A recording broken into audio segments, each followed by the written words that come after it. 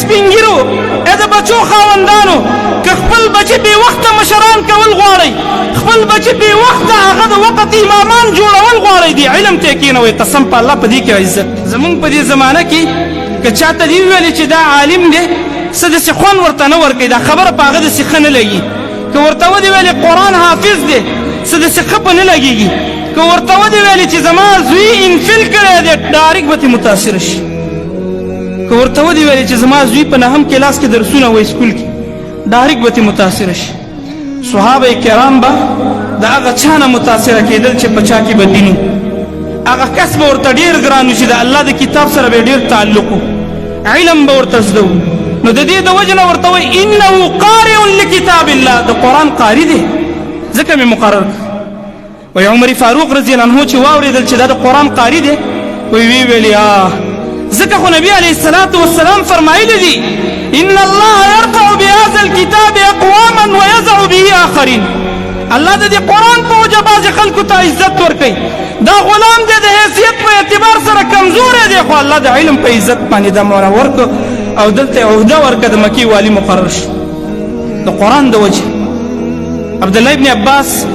رضی الله تعالی عنہ په باره کې راځي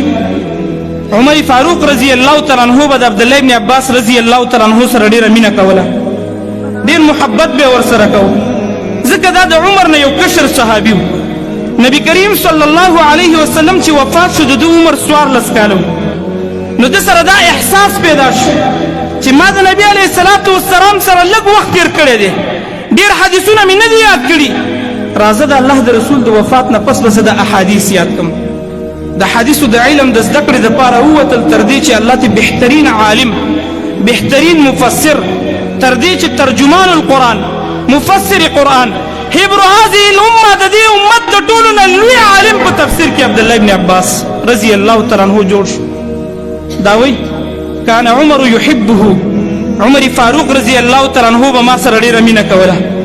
کله به چې عمر فاروق رضی الله تعالی عنه یو غټه شورا طلب کوله مشران صحابه به راغوښتل نو وایي زه به هم پکې راغوښتلم ما نه به عمر فاروق رضی الله تعالی عنه مشورې اخیستلې په شورا کې به ناستم کان یدخلني مع اشیاخ بدر عمر فاروق رضی الله تعالی عنه به د غټو غټو صحابه کرامو سره هغه صحابه کرام چې د عمر په لحاظ سره ډېر مشر و د نبي کریم صلی الله علیه وسلم سره به د بدر په غزا کې شریک شوي هغه صحابه کرامو په مجلس کې به عمر فاروق رضی الله عنه زم راغوښتم او زه به صرف د علم د وجې نه راغوښتم وایي بعضې صحابه کرامو په دې نفس کې څه کراهت محسوس چې یاره زمونږ خو هم بچي شته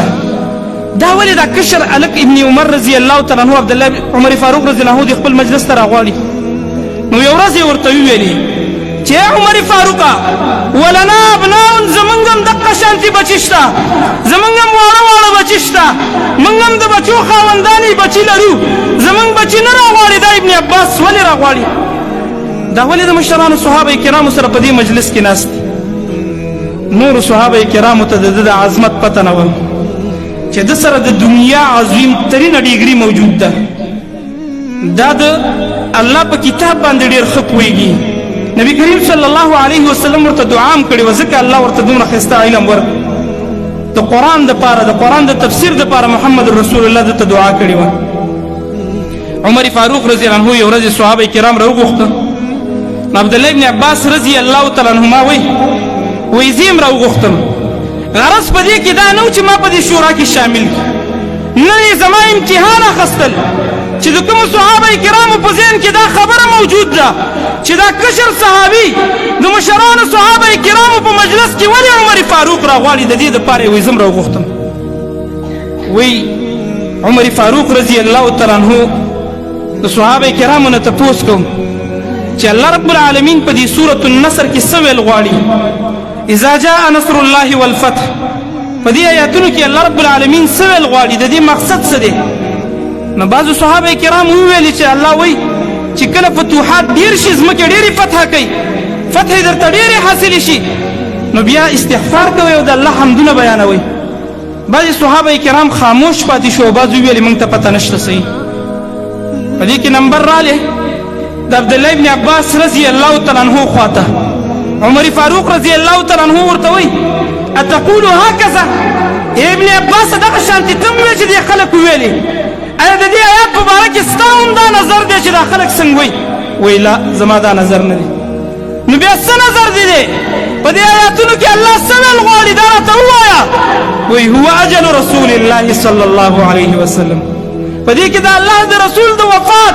د دنیا نه د رخصتېدو خبر دی چې فتوحات ډېر شي ای نبي استغفار ډېر کوه د الله حمدونه کوه ځکه ته د الله خواته ور روانې عمر فاروق رضی الله تعالی عنه وویلې چې زما هم دا نظر دی چې د دې صورت دا مقصد دی نو نورو صحابه کرامو ته د عزت او مرتبه میلاو شو ابن عباس رضی الله تعالی عنه چې ډېر کشر صحابي د مشرانو مجلس به ورته د علم په وجه حاصلو ټیک د عصري علومو په ووایه د هغې خلاف نه